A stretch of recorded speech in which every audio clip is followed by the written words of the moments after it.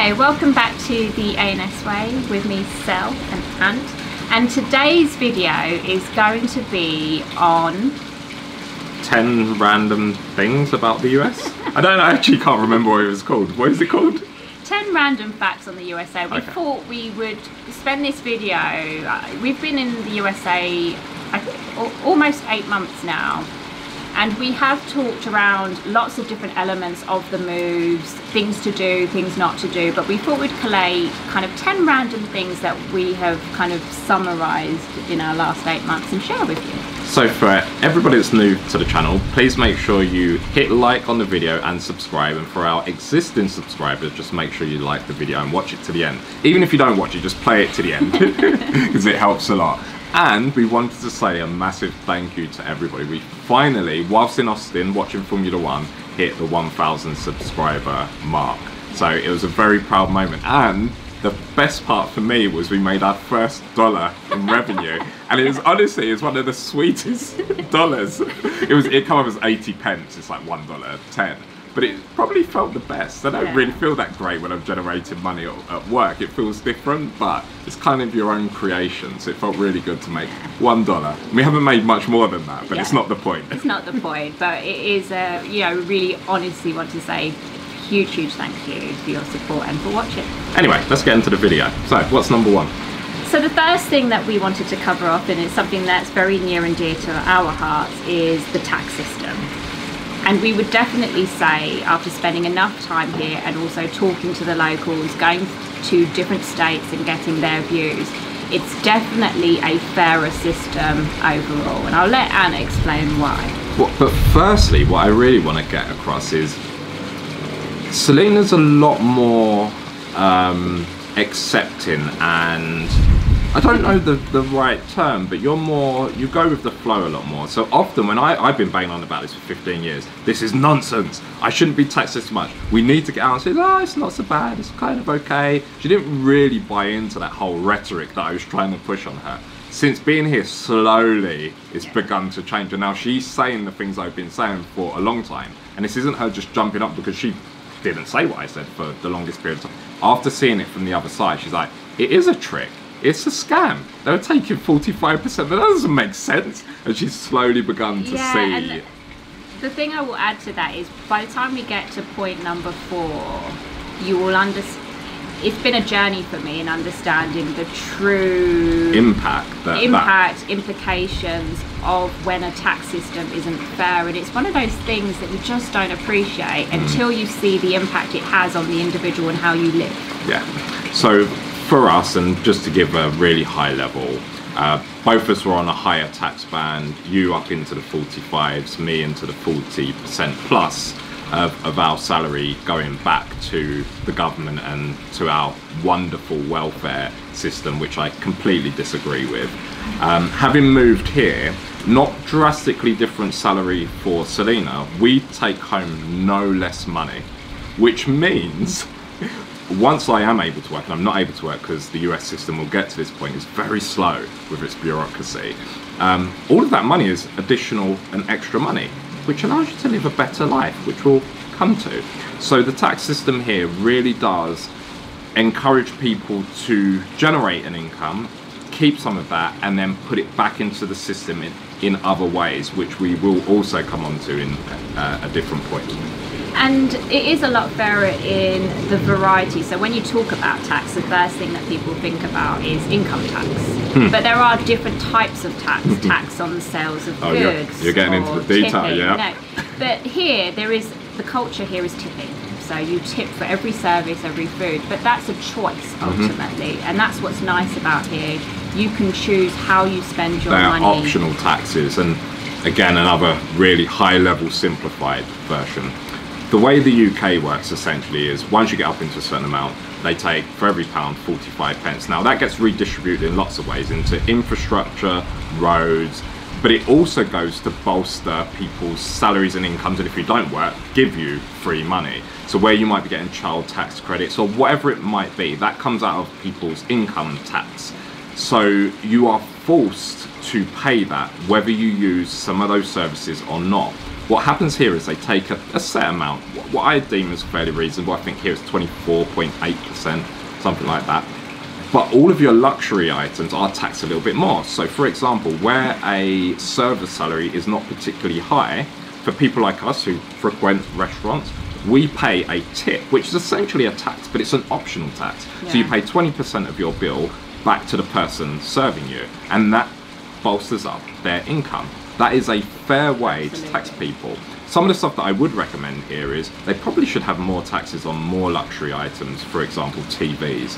They still, much like the UK, fit under this one tax system. So the sales tax here is around 8%, 8.25%. Something that people aren't aware of when I speak to them here is the UK has a sales tax. They're like, what? Yeah, it's just baked into the price. We have 20%. They're like, no. So you're getting income tax of 45 plus 20%. Yes, that's how it works. Here, the sales tax is added on at the point of sale, and the reason being you could be buying something in California or Idaho or Florida, and they have different sales taxes applied at the point that you buy it. So this comes on to now number 2, and that is very much linked to the tax system, interestingly, and that's around healthcare and dental. I cannot say how many times it was mentioned to me moving to the USA, or just growing up in general, healthcare is super expensive in the USA, dental, everything. That is not our experience at all. And I've been using the dental system extensively, and Selena's used the emergency room once, and I can assure you it is considerably, probably to maybe 4 times cheaper than the UK. And what people miss, and this is the tax, and this is what people don't understand about taxes, you're already paying for it. If you're a working person who's earning a reasonable sum of money, you are paying for it. And when you're like us, we were paying around, I think it was £14,000, about $20,000 a year to the NHS, or the national health system that we have. Without even using it. Without using it. Whereas here, we pay about $200 a month. And then every time I visit the dentist and spend about $1,000 out of my pocket, I pay maybe $100, maybe. So you can see how much cheaper that is. And he's having extensive treatment, by the way. It's been 3 months, I'm still getting treated, and I've spent way less than £1,000. And we've been comparing it to family back home, asking them when they've had similar treatment, and they've paid more than Ant has paid here, and that's on the dental side. That's not including their income tax that they're paying out of that. And you use the emergency room, and it was, I think I paid a $20 co-pay, and that was it. And also certain prescriptions are free here, just like in the UK. And if you do have to pay a prescription, it's actually, I think it's $10 or something. Yeah, slightly cheaper than the UK. And even that's cheaper than the UK. So don't get confused and don't get tricked into things that you may be told. It's kind of somebody making you think that you're in a great position when you're not.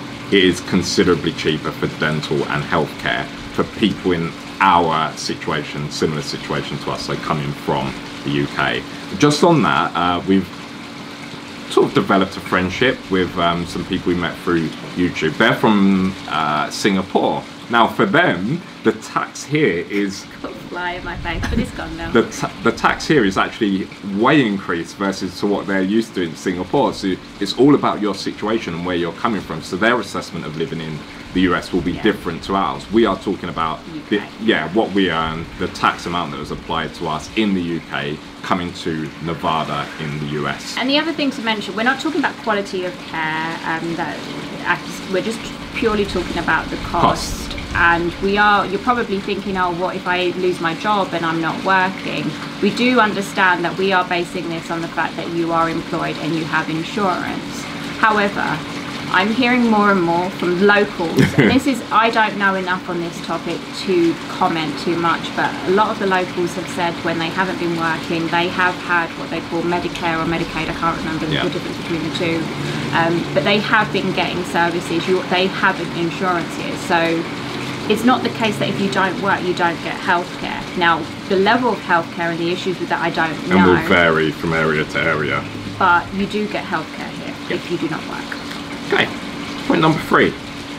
Salaries. And this has been an interesting one because when I started sharing with people back home or in Europe the jobs and how much a certain particular skill or job will pay here in the USA, they were genuinely, they just thought it was so high in comparison. Yeah. And that's the case. Most jobs here will command a much higher salary. And to give some sort of context, if you had a manager in the UK or a senior manager in the UK, it is quite possible they will be paid less than an employee in the US, just doing a standard job. That's one thing. Now, add on the fact that the person in the UK is probably going to be on 40% plus income tax, and here you're going to be on maybe not even 24% income tax, could be less depending on where your salary band and which state you're in. Yeah, so not only are you paid more, you are then taxed less. So you can see how here's a leg up, oh, and tax, here's another leg up. So there's this massive disparity between the amount that you take home when you're employed in the UK and a lot of Europe, France, Germany, to the US. And this is where it all starts to link, because we've mentioned our number one thing about the tax system being fairer, about the healthcare and dental, and now we're talking about your salaries being could almost be triple the amount that you'd be getting in the UK, and you're taking more home because you're being taxed less. So this leads to number 4, and this, after 8 months of being here, I can say, and I quite confidently, 100% the quality of life, if you are working, a skilled worker, it is better here than the UK. Yeah. And we'll expand on that a bit more. And it's something that's been quite eye-opening. And for me in particular, especially the last few weeks, I would say, you keep saying things, and I'm like, yep, you're finally getting to where I was. And I feel quite strongly about this now, because I've met quite a lot of people through work, not just at work, when I've been meeting people in general. And I think about my friends back home and the level of skill they have, their competency, the jobs they're doing back home in the UK. Their equivalent in the USA is living a much better life because they are getting paid more highly. And because of that, they are going on holidays, they look after themselves a lot better, they have more expendable cash to do things like. It was crazy initially when I came here and I was hearing from them, oh yeah, I'll just get this $100 treatment, I go for facials, get my hair cut, I sign up to a $200 gym membership. Even for me, I'm like, what? Because everything seems so ridiculously expensive and excessive, but when you factor in 2 to 3 times the take-home pay, of course it's not. And it's not proportionately more expensive, it's a bit more expensive. But to me, I'm looking at it saying, well, if I earn £40,000 in the UK and you want me to pay $180 for a gym membership, that doesn't make sense to me. But no, these people paid $150,000 for the same job, and they're taking home more money. So that's where you kind of have to change your mindset here. And a point of what you said, they go on holiday. I don't know where this thing that Americans don't go on vacation. Oh, yeah, they have low vacation days, but they take more holidays than we do. They go on trips all the time, and they're doing stuff. It's just, and you just start to kind of realise that what was happening in the UK is just not right. And also, they're buying properties for themselves on their own. They're not relying on having another partner to go in on a property. They're building their own wealth for themselves. And whilst they're doing it, living a much higher standard of life. Yeah, you're able to afford to live and do things and buy a boat and go to the lake every weekend and buy an ATV and pop to Chicago and then maybe up to Calgary and then maybe down to Florida within the space of 3 weeks before they come home. And it is, even for me, and I've been passionate about this, it is very eye-opening. And the more time I spend here, the more I've probably been brainwashed. But the more time I've spent here, the worse England seems to me. And it was pretty bad to start with. It seems like a con. Yeah, and I have to say, I do think it's been a bit of a trick. The one thing I will say though, whilst we're saying, we're being very clear here, better quality of life for people that are working. That's what I'm seeing here. What we do appreciate though is the other end of the spectrum. And this is where choice and options come into it. Yeah, we won't go into too much detail because I've probably covered it in other videos, and if we were, we'd do it in a separate video. But the UK is completely optional whether you work. If you don't work, you get funded through the taxation. Here it's kind of not optional. There are services, but if you choose not to work, good luck. It's kind of the sentiment. Good luck. That's your option. Maybe you've got loads of money in the bank. If you haven't, good luck. See you on the street. That is the attitude. Now, I know for a lot of English people, like, hits your coin, like, no, that's not right, that's not fair. Great, stay in England, keep paying your taxes. But for people like us, I don't ever see why I should have to fund somebody else's poor life choices. And that is what they are. They are poor life choices. So for me, that system is really set up for making sure that the people that try and get ahead slightly fund the people that are choosing not to, and it brings the quality of life of those people down to meet the quality of life of the people here. So it squashes you into this band, and then it feels like, oh no, it's okay, it's not so bad. No. I'm a true believer in capitalism and the way America does it. It says, if you want to flourish, go ahead. You can shoot all the way up there, and the people that choose to be here, and I know in not all cases that's what it is, but for the point that I'm making, if they want to be here, that's where they stay. We're not going to force you to bring them up, which also brings you down. That's kind of the feel that I get for how the American system works. Kind of makes sense though. You kind of see it. In order to have that benefit system in the UK, you have to take from somewhere, and that ultimately affects your quality of life. I'm talking to you people in the UK. All right, so point number 5, which is people appear to be more friendly. Now this really is state and location dependent. Even here, I found our street and tiny little community, people seem to be super friendly. I've spoken to people in other parts of Las Vegas and Boulder. Certain parts of Boulder seem to be great, certain parts don't, where the neighbours, I'm told, are a little bit more cold or don't really talk to each other. Anytime we're out and our neighbours are out, everybody's having a conversation. And then if you go to somewhere like Austin, Texas, for me, they seem super friendly. Yeah, very seem friendly. really nice. And we met someone from, I always get Boston and Chicago mixed up. One of those, New Hampshire. East Coast, not that, oh, he was super friendly, a guy from New Hampshire. But it was either... Oh, Chicago. Yeah. Again, like super friendly, asking about our lives, telling us about when they went to the UK, what music, and really interested and engaged in the conversation. But I would say overall, of all of the places we visited, we've pretty much had friendly, good people. Whereas I can't say the same for the southeast of the UK. No. I can't talk for the north because they tend to be a lot friendlier. Yeah, but in the southeast, I think we're all depressed paying all those taxes. Yeah, so I was saying to Anne that I think that maybe people are more friendly here because they are genuinely just more happy here.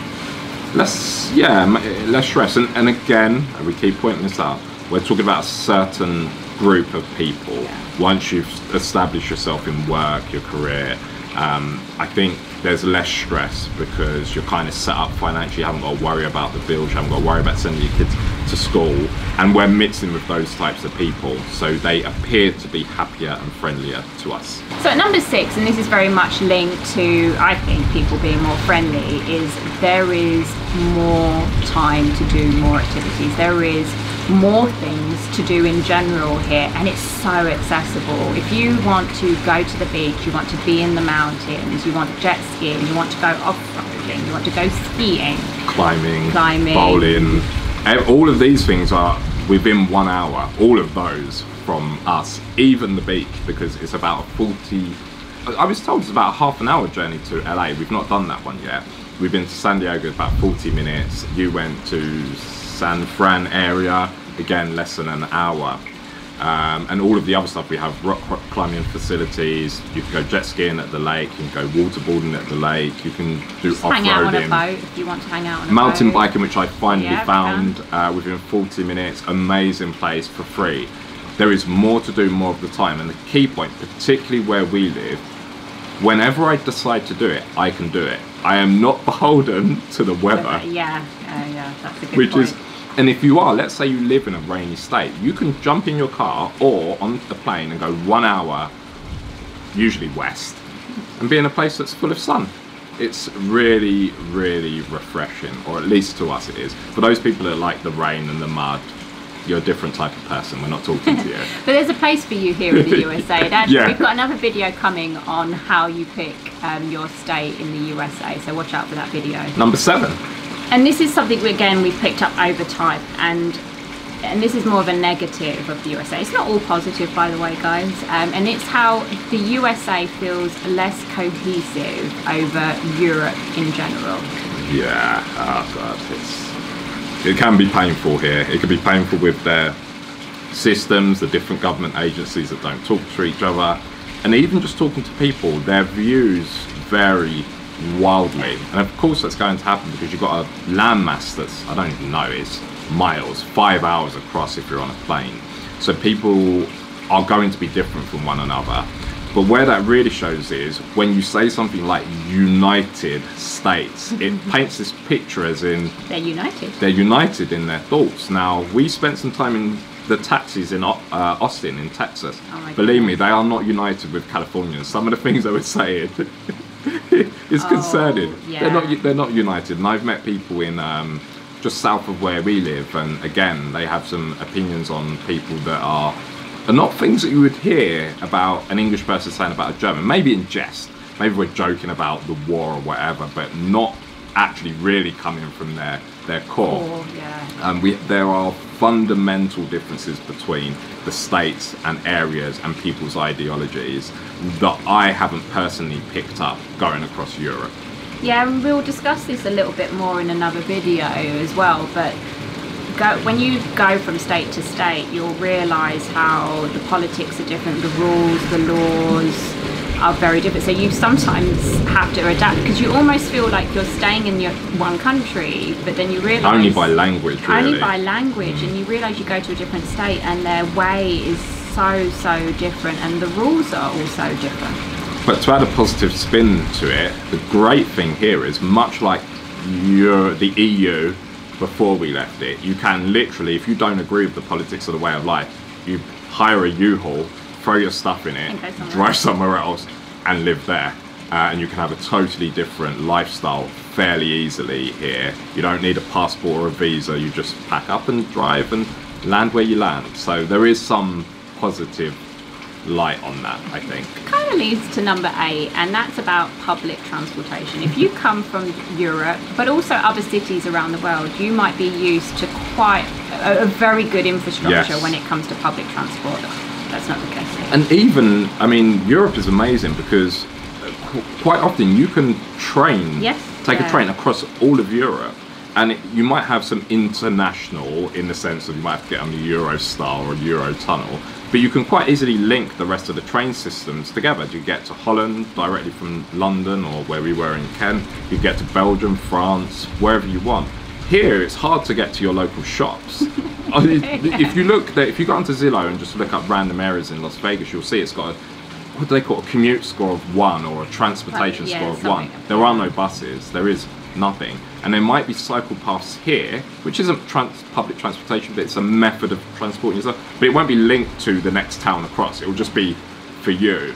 And then going to different states, there's kind of buses, but you might have to get to the bus stop, which renders it pointless. Yeah. There aren't really many trams. You've got some in North California. So you have to be in a major city like New York, San Francisco. Certain cities do have a very good infrastructure, but literally only, and when we're talking about New York, we're only talking about Manhattan. Yeah. So there are cities in the USA that have that, but overall it's really not there.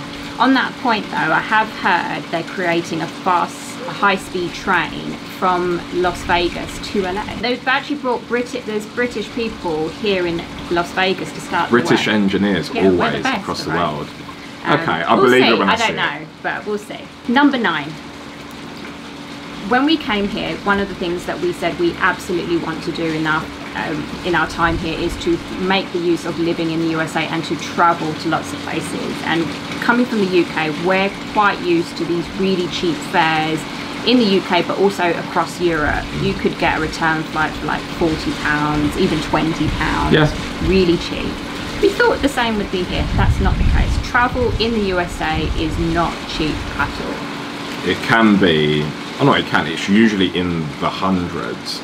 So it can cost you to go on a 2-hour flight $300 to $500 quite often, which is quite surprising because, as you said, we can go to Spain, £90 return, maybe cheaper, depending on where in Spain. You might be able to do it for £45 return. Okay, you've got to add your bags and it costs you £100, but the starting price might be $300 or $400 here. I had a look to go to Florida, which is one of the more cheap places to go for some unknown reason. I think once you added the bags on, it was about $380 per person. Jump into California, which is an hour away, as we've mentioned. How much were those tickets? I think we paid... I think that's the cheapest one. I think $250 in total for an hour, like literally go up and down. It's not saying, I have heard from people before the pandemic there were these genuine $40 flights, but we're not really seeing it, and it may be that you can get them and it may be just luck or timing, whereas in the UK it's consistent, or not, sorry, Europe, consistent, that you know you're going to be paying. If you want a trip to France, you total £100, whereas we've not found any of those flights yet. But linked to that is options. We'd also, because of what Ant mentioned in the last point, we have the train infrastructure as well. It's not always relying on flying as well. Oh yeah, I often, with my brother, we would jump in our cars, get on the Euro tunnel. So people get confused here, even I do. There's Eurostar, which is foot passengers, and Eurotunnel, which is car passengers. You drive onto the train, it drops you off in Calais or thereabouts, maybe Dunkirk if you're on a ferry. And then you get off at the other side and you can drive through Europe. All of Europe is linked. And our final point is kind of more about us really, which is our transition to the USA. And for me, it has been, other than some minor niggles with the government systems, banking, checks, has been really easy. I don't really feel like I've had to adapt or adjust too much. Things for me have just got better. It feels like my life has been elevated without much cost. The only cost, as I mentioned in many of our videos, has been the pain of trying to deal with the banks, the pain of trying to understand how their checks work. Or utilities. And the pain of setting up things like utilities. The utilities bit I kind of understand more now, and it is probably a one-time pain point. The banking is not one-time pain point. Most of the people, even in Vegas, agree that it feels like it's 30 years behind the rest of the world. And I got a little anecdotal comment from, I think it was our salesperson, and he said, it's so confusing for people here with how they do their banking. No, it wasn't. I think it was our realtor. She was saying somebody tried to Venmo. They're like, how do I send my deposit? Like, can I Venmo you the, whatever it was, $100,000? Because there isn't this system where what we would do is just send it as a bank transfer. So it becomes confusing, and different establishments want different ways that you pay them. There's not this, again, there's not this cohesiveness in the US. And even going to Texas, you can pay in certain ways in Texas that you can't pay here. Very different. It's odd. But I would agree with Anne. I would say after 8 months of being here now, the transition hasn't been hard at all. There were, there were teething issues at the beginning, but which you would expect. But I would say, like, adjusting to the culture here, lifestyle. No, it's just been really good, and it's November. It'll be November tomorrow, and it's sunshine now, and we picked a place with great weather. So for me, the transition to the USA has been a great one. So those of you that are thinking on the fence about whether to do it, or you're in the move but you're still nervous, don't be. As long as you pick the right place for you, I think it will be a great move. We've loved it here so far, so we really do want to encourage those of you that are thinking about it to do the same. Okay, thanks for watching.